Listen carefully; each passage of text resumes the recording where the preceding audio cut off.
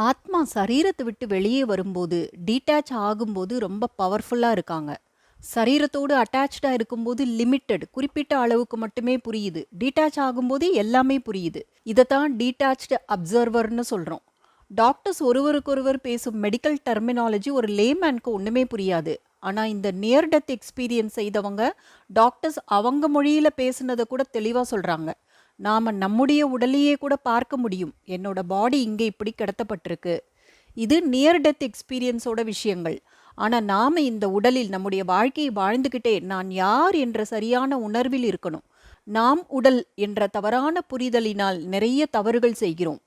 அந்த தவற்றின் விளைவுகளையும் நாம அனுபவிக்க வேண்டியிருக்கு. நமக்கு வெளியே இருக்கிற எல்லா விஷயங்களும் தெரியும். ஆனா நான் யாருன்னு மட்டும் தெரியாது.